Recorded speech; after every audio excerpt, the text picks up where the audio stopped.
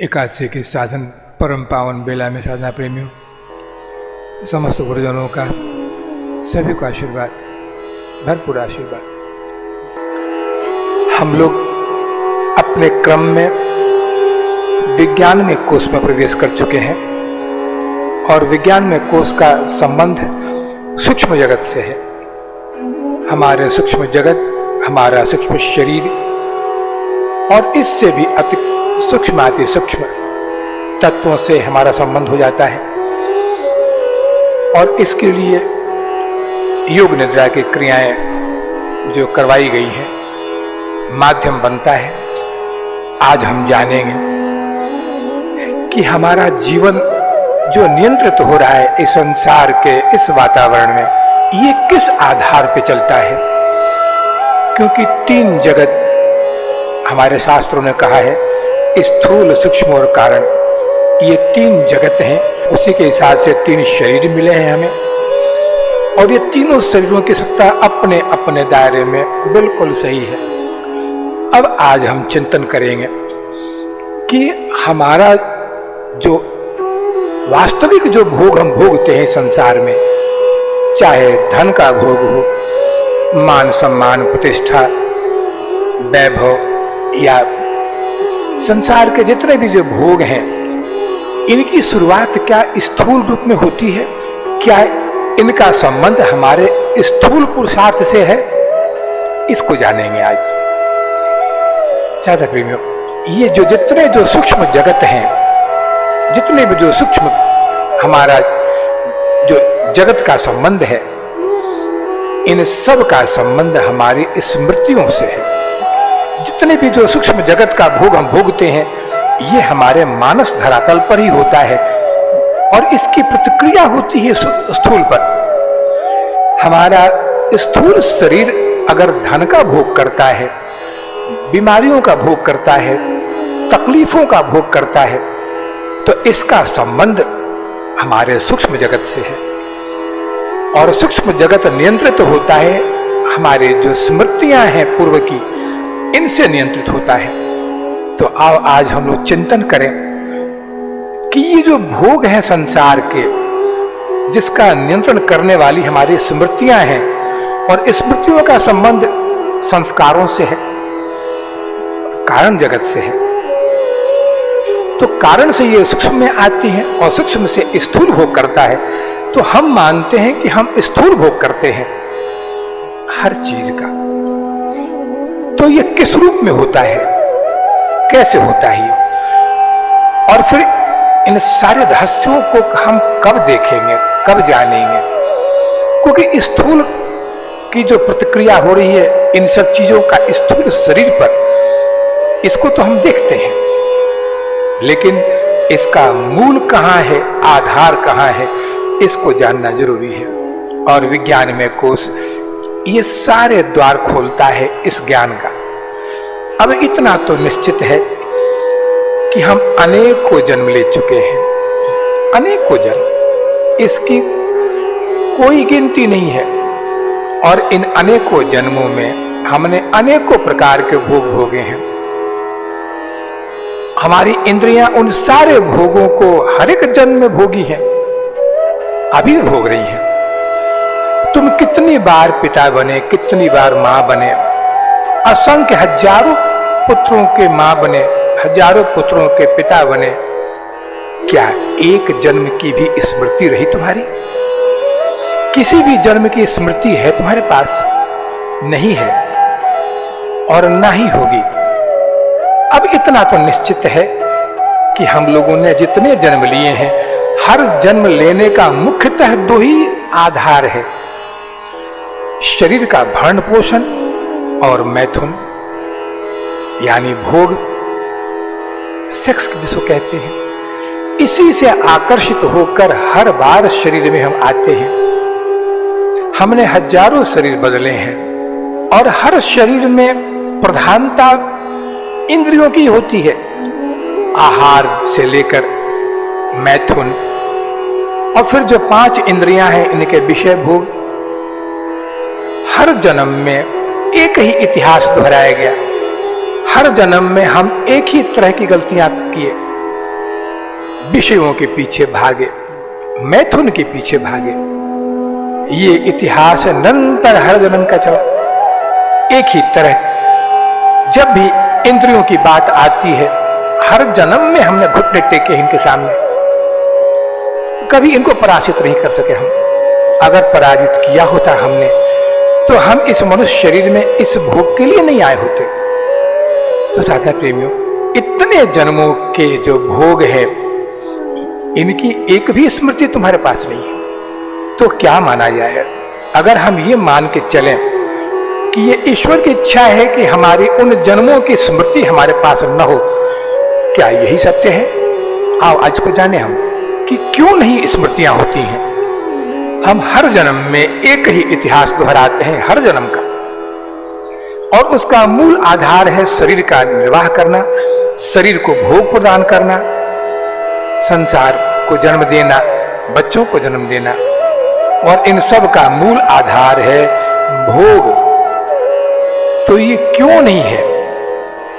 आओ, अगर ऐसी व्यवस्था तुमको कर दी जाए, गुरुजन तुमको ऐसा आशीर्वाद दे दें, एक योग शक्ति प्रदान कर दे कि हर जन्म की स्मृति तुमको हो जाए। कितने जन्म लिए तुमने, कौन कौन थे, किस परिवार से तुम्हारा संबंध रहा है पिछले जन्मों में, कितने भोग भोगे तुमने, और फिर पिछले जन्मों से क्या करते आए हो, अच्छे कर्म किए, बुरे कर्म किए, किन कर्मों का परिणाम है जो आज इस गति तक पहुंचे हो। अगर ऐसा हो जाए तो कैसा रहेगा? क्या ये तुम्हारे लिए उचित होगा? साधना प्रेमियों, अगर ऐसा कर दिया गुरुजनों ने, तो तुम्हारे अंदर में एक दावानल शुरू हो जाएगा, जो उन स्मृतियों का एक बवंडर शुरू हो जाएगा। अब उस बवंडर में तुम्हारी अपनी स्थिति क्या होगी, इसकी कल्पना करना भी कठिन है, बहुत कठिन है कि तुम्हारी मनोदशा क्या होगी। तुम एक क्षण भी इस संसार में कर्मरत नहीं रह पाओगे। तो इसका माने क्या हुआ? इसका अर्थ यह हुआ कि पूर्व स्मृतियों का जगना हमारे हित में नहीं है। हमारा कल्याण इसी में है कि हम उन स्मृतियों की विस्मृति में रहें, वो कभी न जगे, तभी हम पुरुषार्थ कर पाएंगे। तो ये स्मृतियां साधना प्रेमियों, यही तुम्हारे जीवन का बीज है। इन स्मृतियों को लेकर ही तुम संसार में आए हो। अब कल्पना करो कि जन्म लेने वाला एक नवजात शिशु, एक छोटा बच्चा, सुंदर नादान बच्चा, जब मां की गोद में होता है, संसार के सामने होता है, तो कितना सुंदर होता है, बहुत सुंदर, अबोध, सबको प्यारा होता है। तो जितना सुंदर उसका शरीर है, क्या उसका मन भी उतना ही सुंदर है? उसका चित्त भी उतना ही सुंदर है? क्या उसका चित्त एक कोरे कागज की तरह निर्मल है? नहीं चाहते। उस कागज के ऊपर में एक कहानी पहले ही लिखी जा चुकी है, जन्म के पहले ही। अब वो कागज कोरा नहीं है। हाँ, शरीर सुंदर है उसका, सब कुछ सुंदर है, उसकी मुस्कान मधुर है, हाव भाव सुंदर है, लेकिन उसका चित्त और मन एक कहानी के अंतर्गत इस संसार में आया है, और वो कहानी आगे बढ़े इसी के लिए तो जन्म लेता है वो। तुम भी जन्म लिए हो संसार में, एक पूरी किताब भर के चित्त पर लाए हो। हर जन्मों के सब कुछ है उस पर, लेकिन उभरता नहीं है वो, और ना ही कोई उभार पाता है। ईश्वर की इतनी बड़ी कृपा है कि पूर्व स्मृतियां तुम्हारे चित्त पर न उभरे। तो सवाल यह है कि अगर ये स्मृतियां उभरती नहीं है, तो फिर संस्कार हमारे जो छिपे हुए हैं अचेतन मन में, ये नष्ट कैसे होंगे? तो अब इसको अच्छी तरह समझो कि जो हमारी स्मृतियां हैं वो दो तरह की होती हैं। ध्यान देना है सब चीजों पर। देखो, मैं जो कुछ भी बताने जा रहा हूं, ये इसलिए कि तुम जीना जीते तो हो, लेकिन जीने का वास्तविक जो अर्थ है, जो कला है जीने की, इस पर तुम्हारी नजर नहीं है। बस जन्म लिए हैं तो जीना है, और जीने का उद्देश्य मैंने जो अभी बताया है कि शरीर का निर्वाह, एक गृहस्थी का निर्वाह और भोग मैथुन, इससे ज्यादा कुछ नहीं है। तो मैंने बताया कि स्मृतियां दो तरह की तुम्हारे चित्त पर अंकित होती हैं, और बालक भी इन दो तरह की स्मृतियों से ही जन्म लिया है। हम सभी जन्म लिए हैं। पहली स्मृति है, जितने जन्मों के कर्म किए हैं हम लोगों ने, उनके कर्म और उनके भोग, इन सब की स्मृतियां हैं। ये पहली स्मृति है, यानी कर्म फल जो इंद्रियों के द्वारा भोगे गए हैं, जो कुछ भी हमने भोगा है, इन सब की स्मृतियां हमारे में है। ये पहली स्मृति है। ये इस प्रकार की स्मृति का संबंध विषय भोग से होता है। लेकिन दूसरी तरह की जो स्मृति है, उसका संबंध है तुम्हारे कल्याण से, तुम्हारे उत्थान से, साधना से। तो अगर कोई स्मृति ईश्वर उभारता नहीं है, गुरुजन तुम्हारे उस स्मृति को दबा के रख देते हैं, कहते हैं कि कभी छूना नहीं उस स्मृति को। तुम जानना चाहते हो कि क्या होगा मेरे भाग्य में, संसार का क्या होगा, बच्चों का क्या होगा, परिवार का क्या होगा। ये सारी चीजें ये भोग स्मृतियों के अंतर्गत है, जो सब कुछ जानते हुए भी ना ईश्वर कभी तुमको जानने देंगे नहीं गुरुजन, क्योंकि इससे तुम्हारा विषय प्रभावित होगा। तो उभारना है दूसरी स्मृति को, जिसका संबंध तुम्हारे साधना से है, पुरुषार्थ से है, तुम्हारे आत्म कल्याण से है, और यही पुरुषार्थ है। अगर पहले वाले को धरती कहो तो दूसरा आकाश है, पहले वाला बहिर्मुखी है तो दूसरा अंतर्मुखी है। उस धरती का संबंध भोग से है, बहिर्मुखी का संबंध भोग से है, जो कभी उभारना उचित नहीं है। हर कोई जानना चाहता है कि क्या लिखा है मेरे भाग्य में, मेरे हाथों में क्या लिखा है, मस्तक पे क्या लिखा है।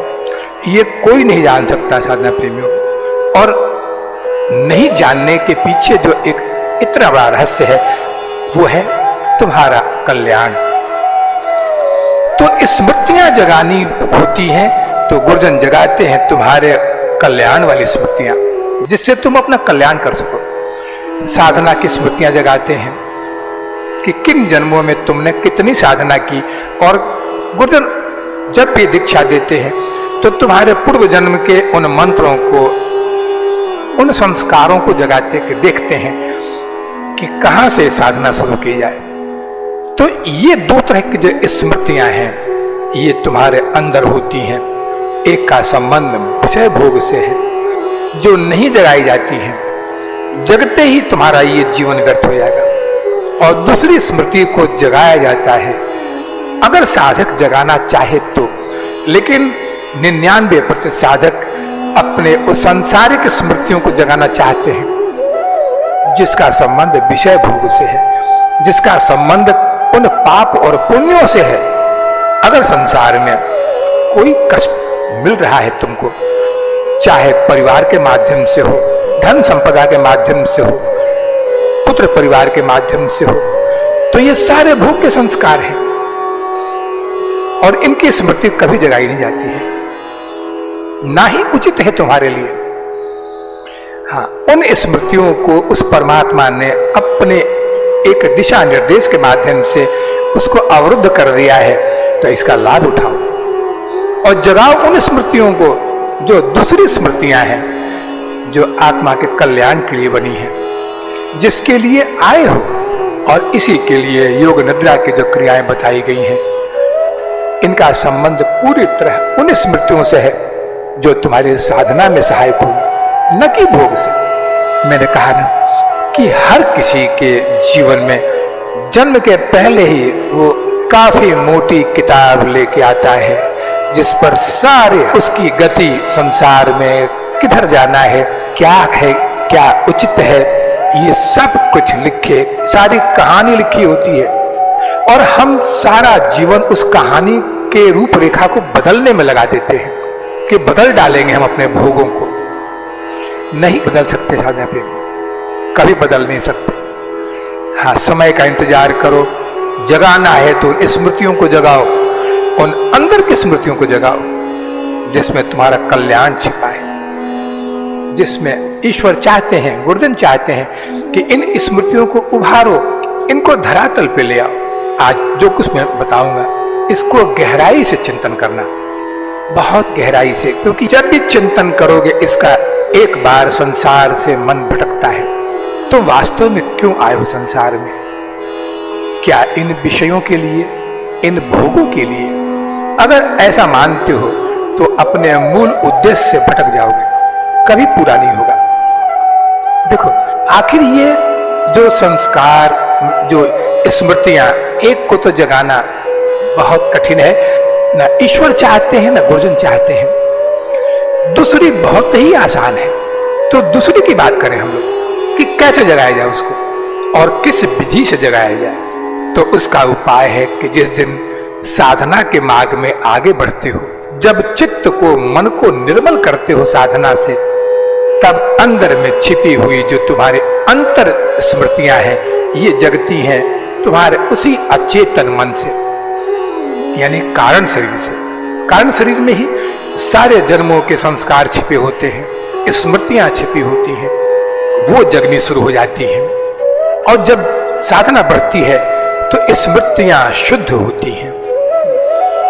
देखो, दो तरह की स्मृतियां मैंने बताई अभी। एक वो स्मृतियां जो अशुद्ध हैं, जो भोग प्रदान करती हैं और तुम्हें गिराती हैं, और एक वो स्मृतियां जिसको जगाने के लिए गुरुजन भी उतने ही तत्पर हैं जितना ईश्वर। कोई भी तुम्हारा शुभ चिंतक होगा, ये तुम्हारे उन स्मृतियों को जगाने में सहायक होगा। जो भोग की स्मृतियों को जगाए उसे शत्रु समझना, वो तुम्हारा शुभ चिंतक कभी नहीं हो सकता। अब संसार में कैसे जानोगे कि कौन सी स्मृति बहिर्मुखी वाली है, कौन सी अंतर्मुखी है? तो मैंने बताया कि स्मृतियां दो तरह की होती हैं। एक अति शुद्ध निर्मल, जो तुम्हारे पूर्व जन्म के साधना के संस्कारों से बनी है और जिनका उद्देश्य है तुम्हारा कल्याण। ये एकजुट और ठोस होती हैं। जैसे कभी कभी बरसात के दिनों में ऊपर आकाश पे देखोगे तो बहुत विराट रूप में बादल चलते हैं, विराट बादल, और उनमें भरपूर मात्रा में जल होता है जो बरसात पे चलते हैं। ये अखंडित होते हैं, पूरा आकाश एक उसी रूप में दिखाई पड़ेगा, कहीं टूटा हुआ नहीं। लेकिन कुछ बादल होते हैं जो बिखरे होते हैं, टुकड़े टुकड़ों में होते हैं, हजारों लाखों टुकड़ों में बादल दिखाई पड़ते हैं, इनमें नमी नहीं होती है। तो तुम्हारी वो स्मृतियां जो बिखर गई हैं, छिन्न भिन्न हैं, ये फल देती हैं तुमको सपनों के माध्यम से। ये तुम्हारे सपने वही हैं, तुम्हारी बिखरी हुई स्मृतियां, ये सारे सपने वही हैं। सपनों का जन्म बिखरी हुई स्मृतियों से ही होता है। हमारी वही स्मृतियां हमारे मन के उन दरारों से होकर जब बाहर आती हैं तो सपना बनती हैं। ये सपना वही है। जिन सपनों को तुम देखते हो संसार में, ये तुम्हारी बिखरी हुई स्मृतियां हैं जो एकजुट नहीं हो पाई और नहीं हो सकती हैं, क्योंकि गुरुजन उनको एकजुट होने नहीं देते हैं। ईश्वर नहीं चाहते हैं कि एकजुट हो जाए, क्योंकि उनका एकजुट होकर संगठित ठोस रूप में आना यानी सारा जीवन नष्ट हो जाएगा। तब ये फल देती हैं छोटे छोटे सपनों में। जो रात्रि में तुम सपने देखते हो, ये तुम्हारे जितनी भी जो स्मृतियां हैं जो बिखरी हुई हैं, ये मन के झरोखों से निकलती हैं। मन के जो सुराग हैं, जो दरारें हैं मन में, इनसे छन कर बाहर आती हैं, इनसे लीक करके बाहर आती हैं और तब सपने बनते हैं। तो ये सपने जो होते हैं ये भोग प्रधान होते हैं, और ऐसे सपने जो हैं ये तुमको नाना प्रकार के बीमारियों का दृश्य उपस्थित करेंगे, कष्टों का दृश्य उपस्थित करेंगे, हमेशा संहार, मार काट और फिर विषय भोग, सेक्स, ये सब मन के दरारों से, वो मन जो संगठित नहीं है, जो क्रैक कर गया। मन जब क्रैक करता है तो कई टुकड़ों में छोटे छोटे छिद्र हो जाते हैं। उन छिद्रों से वो सारी जो स्मृतियां हैं, ये छोटा छोटा लीक करके बाहर आती हैं और तब यही सपना बनता है। इसलिए उन सपनों का कोई महत्व नहीं है। हाँ, इन सपनों के महत्व को जानना हो तो योग निद्रा से उन सपनों के पूरे विस्तार को जानने का प्रयास करो कि कैसे आया ये सपना, कैसे आया, क्या अर्थ है सपने का, और परमात्मा या तुम्हारा जो अचेतन मन है इन सपनों को दिखलाकर क्या संकेत भेज रहा है तुम्हारे पास। इनको जानने का प्रयास करो। साधा प्रेमियों, ये वाणी का विषय नहीं है, ये शब्दों का विषय नहीं है। ये साधना में जो साधक आगे बढ़ेंगे वो खुद ही समझ जाएंगे कि ये जो स्मृतियां हैं उनके रास्ते पर किस तरह सहायक है, और जो बहिर्मुखी स्मृतियां हैं ये किस तरह बर्बाद करती हैं, नाना प्रकार के कष्टों को सामने लाकर खड़ा कर देती है। ये आती तो है सपनों के माध्यम से, लेकिन तुम्हारा मन इस चीज को जब पकड़ लेता है तो इसकी प्रतिक्रिया स्थूल जगत में होती है। तुम स्थूल संसार में, स्थूल शरीर पर, स्थूल मन में इसका अनुभव करते हो और तब कष्टों का अनुभव करते हो, जबकि इसकी कोई सत्ता नहीं है। तुम चाहो तो इन कष्टों को तत्काल नष्ट कर सकते हो, लेकिन तुम स्वीकार कर लेते हो इसको, क्योंकि तुम्हारे पास विकल्प नहीं है योग निद्रा का। योग निद्रा से तुम उन सब चीजों को विस्तार से जानने का प्रयास नहीं करते। उन स्मृतियों में भी तुम्हारा कल्याण हो सकता था, बशर्ते कि तुम उनको नष्ट करना सीख लो। अगर नष्ट नहीं किए तो वो स्थूल मन पर, स्थूल शरीर पर इसका प्रभाव डाल देंगे।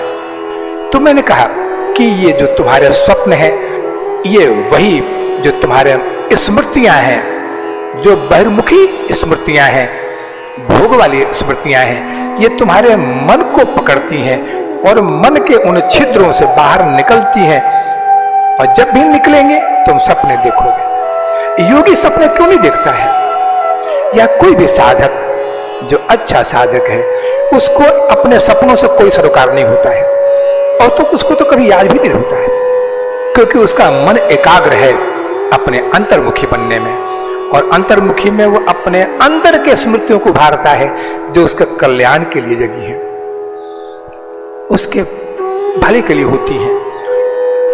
उसको जगाना ही उसका पुरुषार्थ है, और उसमें परमात्मा सहायक होते हैं, गुरुजन सहायक होते हैं। तो मैंने जो चीज बताई है इसका चिंतन करना, इसको अच्छी तरह समझो कि तुम्हारे चाहने से कितना भी पूजा पाठ कर लो, कितना भी देवताओं को रिझा लो, जब तक उन बहिर्मुखी स्मृतियों को जो मन के छिद्रों का प्रयोग करके तुम्हारे कष्टों का कारण बनती है, उसके मूल बीज को नष्ट नहीं करोगे, कोई देवता तुम्हारे उस कष्ट को नहीं रोक पाएगा, कभी रोक नहीं पाएगा। रोकना तुम्हारे बस में है, हर वक्त तुम्हारे बस में है। कहा गया है कि अगर जैसे एक योगी है, वो देख लेता है कि ये हमारे बहिर्मुखी थोड़ा सा हमारे मन के छिद्रों से बाहर निकल चुका है और ये प्रारब्ध है, ये फल देगा, तो भी शांत हो जाता है, आमंत्रित करता है कि आओ अपना फल देकर नष्ट हो जाओ हमेशा के लिए। कभी भी विचलित नहीं होता है, उद्वेगित नहीं होता है, जबकि हम हो जाते हैं। तो यही है साधना प्रेमी, जब ये दो तरह की स्मृतियां जगती हैं, तो पहला वाला जो स्मृति है, जो बहिर्मुखी मन से निकलकर तुम्हारे भोगों को प्रदान करता है, इसका संबंध ही भोग से है। एक साधारण व्यक्ति, एक सांसारिक व्यक्ति इन भोगों में रुचि लेता है सपनों में, और जितना रुचि लेगा उतने ये भोग प्रदान करती हैं। गंदे विचार आएंगे तो सपनों के माध्यम से कई तरह के विकार पैदा कर देती हैं शरीर में, कई तरह के विकार, और ये बीमारियों का रूप ले लेता है, क्योंकि उसको रुचि है, वो चाहता है कि बार बार मन के छिद्रों से निकलकर ऐसे जो स्मृतियां हैं ये जगती रहें, अच्छा लगता है, ऐसे भोग विलास के सपने अच्छे लगते हैं। विचार अच्छे लगते हैं, नहीं साधक। अगर इस मार्ग में आगे बढ़ना हो और देखना हो, इसके आनंद का अनुभव करना हो, तो एक बार उन छिद्रों को बंद कर दो, मन के छिद्रों को। इसका उपाय है सिर्फ साधना, सिर्फ ईश्वर को चित्त पे बैठाओ। अगर साधना में उतनी रुचि नहीं है, शरीर साधना की योग्य नहीं है, तो मंत्र के माध्यम से चलने दो उसको। ईश्वर का चिंतन है, मंत्र का चिंतन है, या सबसे अच्छा है अपने स्वरूप का चिंतन। तो संसारिक व्यक्ति जब इन स्मृतियों में जगता है तो विषय भोगों में डूबता चला जाता है। और उसके लिए बड़ी विडंबना ये है कि जब ये स्मृतियां जगती हैं तो वह सपनों के इस आनंद में इतना डूब जाता है कि संसार उसको सत्य दिखने लगता है, संसार की हर विषय भोग उसको आकर्षित करता है। लेकिन एक योगी जब अंतर के उन स्मृतियों को जगाता है तब खुद भी जगता है, और तब ये संसार उसके लिए झूठा हो जाता है। उस संसारिक व्यक्ति के लिए संसार सत्य है, भोगमय है, क्योंकि वो अपने स्वरूप में सोया हुआ है, संसार में जगा है। और एक योगी अपने स्वरूप में जगा है, संसार में सो जाता है, तब उसकी स्मृतियां अंदर की अंतर्मुखी स्मृतियां जगती हैं और ये संसार उसके लिए निस्सार हो जाता है। निरंतर उसी आनंद में डूबा रहता है, उसको कोई मतलब नहीं है। संसार में अगर धन कमाता भी है तो भी एक उद्देश्य के लिए, बस कल्याण हो जाए दूसरों का, लेकिन खुद उस आनंद में डूबा रहता है। तो ऐसा योगी संसार में कर्म करते हुए भी नहीं करता है, वो अपने उन स्मृतियों में जगता रहता है, धीरे धीरे जगता रहेगा। और जगने की क्रिया जो की है वो निरंतर चलती रहेगी, और जिस दिन वो पूर्णतः जग जाएगा उस दिन संसार में रहकर भी संसार का नहीं है, वो कर्म करते हुए भी वो कर्म नहीं करता है। यानी सब कुछ, हर चीज में वो संसार का है, संसारिक व्यक्तियों के लिए वो संसार का है, लेकिन अपने लिए वो संसार का नहीं है। तो यही है स्मृतियां। दूसरी चीज बताता हूं, क्या तुम्हें ऐसा नहीं लगता कि ये संसार एक दीर्घ सपना है? तुम कभी इस पर गौर नहीं करते हो, कभी उतनी गहराई में जाकर नहीं सोचते हो। ये सारा जीवन तुम्हारा जो चल रहा है, ये एक दीर्घ सपना है, बहुत लंबा सपना। और उस सपने में तुम रस लेते हो, परिवार में रस लेते हो, धन संपदा, मान सम्मान, अपना ओहदा बड़ा हो, सब कुछ हो, इन सब में तुम रस लेते हो। तो ये एक दीर्घ सपना है। आप इस दीर्घ सपने को जितना लंबा करना चाहो कर सकते हो, लेकिन इससे तुम्हारा कल्याण कभी नहीं होगा। तो सवाल है कि इन सपनों को कौन दिखाता है? ये सपनों को दिखाने वाला है कौन? जैसे तुम्हारे पास में एक सिनेमा का रील दे दिया जाए, जिस पर कोई सिनेमा का एक मोटा रील होता है, सैकड़ों फीट लंबा रील, वो रील तुम्हारे पास में है, तो क्या तुम पिक्चर देख पाओगे? नहीं देख पाओगे। उस रील को प्रोजेक्टर में डालो, और प्रोजेक्टर को जबकि ऑन करोगे, चालू करोगे, तो एक बहुत ही तीव्र प्रकाश निकलता है, और उस रील से जब गुजरेगा वो प्रकाश, तब वो पिक्चर जो है वो पर्दे पर जाकर और फिर एक कहानी की रचना शुरू हो जाती है। अब वो फिल्म चलना शुरू हो जाता है कहानी के तौर पर। ऐसे ये सिनेमा जो है, ये दीर्घ सपना कौन दिखलाता है? ये तुम्हारा चेतन, तुम जो चैतन्य हो, तुम्हारी जो चेतना है, यानी उसी वही परमात्मा, लेकिन तुम परमात्मा के उस स्वरूप से अपना संबंध नहीं स्थापित किए हो, तब उसी परमात्मा को तुम विषय भोग के लिए प्रयोग करते हो। वही अपने उसी प्रकाश से तुम्हारे ही इन संस्कारों को, इन स्मृतियों को उजागर करके मन के स्क्रीन पर दिखलाता है। ये मन स्क्रीन है, इतना बड़ा जो पर्दा होता है सिनेमा हॉल का, यही तुम्हारा मन है।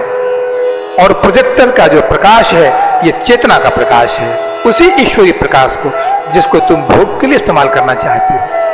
अगर ये ऐसा हो जाए कि ऊपर से जो फिल्म है उतर जाए, प्रकाश रह जाए, तो सारा पर्दा बिल्कुल शून्य अवस्था में सफेद दिखाई पड़ेगा।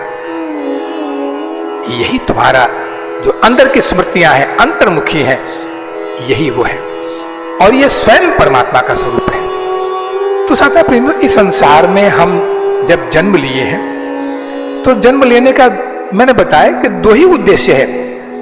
या तो विषय भोग में जिस तरह डूबे थे असंख्य जन्मों में, उनको जगाओ, उसी में डूबे रहो, तब विषय भोग तो कर सकते हो, लेकिन उन स्मृतियों को नहीं जगा सकते किसी भी जन्म में, क्योंकि उस पर पाबंदी है परमात्मा की, गुरुजनों की। लेकिन स्मृतियों को उभारना तुम्हारा धर्म है। तो कौन सी स्मृतियां जो तुम्हारे कल्याण के लिए बनी है, जिनका उपयोग कर तुम मुक्त हो सकते हो, तुम ईश्वरी आनंद में डूब सकते हो। तो ऐसे ये जीवन धारा चलती है। तुमने कभी सोचा नहीं, तुम सिर्फ इसी पर केंद्रित तुम्हारा मन है कि और भोग बढ़े, और मिल जाए संसार में, और अब तक तो इतना मिला और मिल जाए। जब ये होता है तब बहिर्मुखी जो तुम्हारा स्मृति है वो अपना काम करती है, धीरे धीरे ये प्रवाहित होता है। इस संसार की बड़ी विचित्र लीला है। तुम अपने उसी परमात्मा स्वरूप, अपने उस चेतन को देख नहीं पाते हो जो अंदर में वही प्रोजेक्टर के रूप में बैठा हुआ है। जैसा तुम देखना चाहते हो वैसा तुम रील उसको देते हो, और वो प्रोजेक्टर में डालकर तुमको दिखलाता शुरू कर देता है। वो परमात्मा ही तुमको विषय भोग दिखलाता है, उसको अच्छा नहीं लगता दिखलाने में, लेकिन तुमने वही फिल्म उसको दिया तो दिखलाता है। लेकिन अब उन स्मृतियों का रील तुमको देने की आवश्यकता नहीं है, बहिर्मुखी चीजों को हटा दो सिर्फ, तब परमात्मा स्वयं ही अंतर्मुखी सारे स्मृतियों को जगा देगा, खुद ही जगा देगा, और फिर तुम सिर्फ आनंद में रहो, सिर्फ आनंद में। तीन बातों का ध्यान रखना संसार में, ये तीनों एक दूसरे पर आश्रित हैं। तुम्हारे विचार, तुम्हारे कर्म और स्मृतियां, ये तीनों एक ही हैं। एक की शुरुआत होते ही ये तीनों ही शुरू हो जाते हैं। अब ये विचार कैसे? विचार के बाद कर्म और कर्म के बाद स्मृतियां। तो चित्त चंचल होते ही विचारों की श्रृंखला लग जाती है। इसको तो अनुभव करते हो तुम। चित्त चंचल हुआ कि हमको अमुक वस्तु चाहिए, अब ये बन के दिखाना है मेरे को। अब इच्छा, ये चित्त चंचल हो गया। विचार जगते ही चित्त चंचल हो गया। तो चित्त चंचल हो गया तो सिर्फ चंचल होकर रह नहीं जाएगा, वो कर्म करवा देगा तुमसे, और तुम उसी के अनुसार कर्म करने में प्रवृत्ति तुम्हारी हो गई।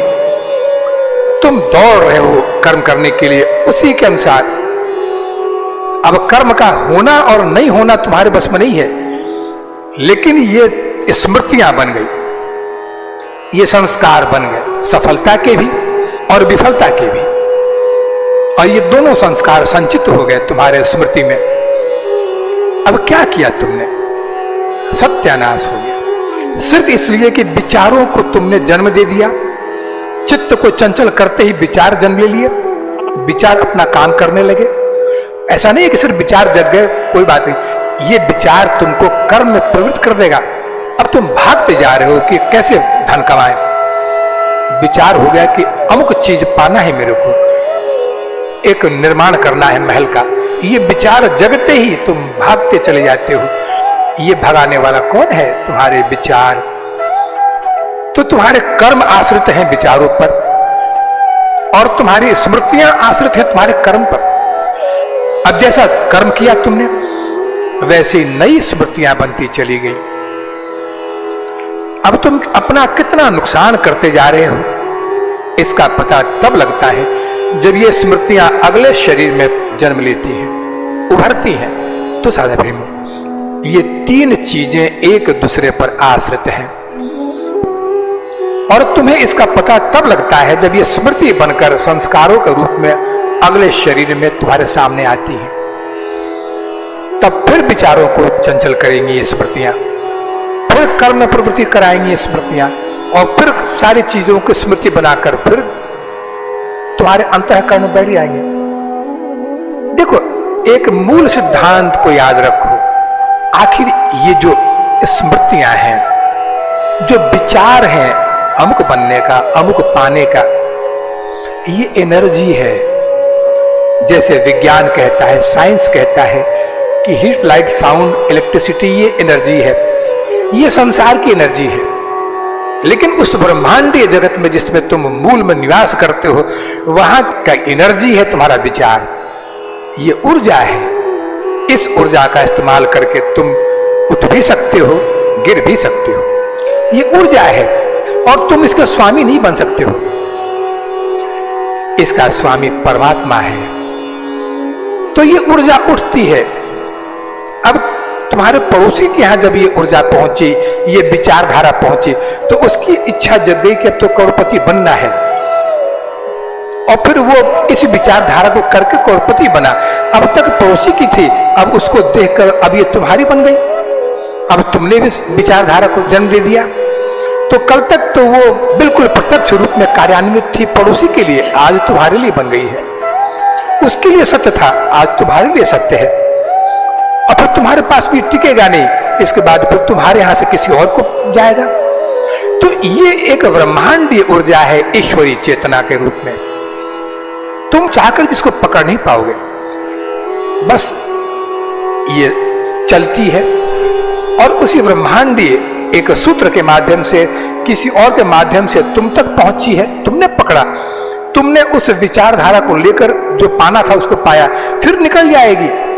इसलिए कभी भी लक्ष्मी स्थिर नहीं रह पाती है। कोई भी भोग स्थिर नहीं रह पाएगा किसी के पास, क्योंकि वो तो एक साइक्लिक ऑर्डर में चलता है। किसी और के पास से तुम्हारे पास आया था, तुम्हारे पास से निकलने की प्रवृत्ति उसके अंदर बनी हुई है, निकलेगा, किसी और के पास जाएगा, तब तुम फिर खाली हाथ हो जाओगे। तो ये जो चीजें हैं साधना प्रेमियों की, विचार, कर्म और स्मृतियां, ये तीनों एक सूत्र में बंधी हुई है, और तुम सिर्फ एक उसके गुलाम हो। पकड़ना चाहते हो, पकड़ते भी हो, लेकिन पकड़ नहीं पाओ। बस उतने तक पकड़ पाओगे जितना तक तुम्हारा प्रारब्ध है। ये भोग आते हैं और जाते हैं, लेकिन भोगों का आना और जाना उतना कष्टकारक नहीं है, लेकिन इनकी स्मृति बन जाना, इनके संस्कार बन जाना, ये सबसे खराब है।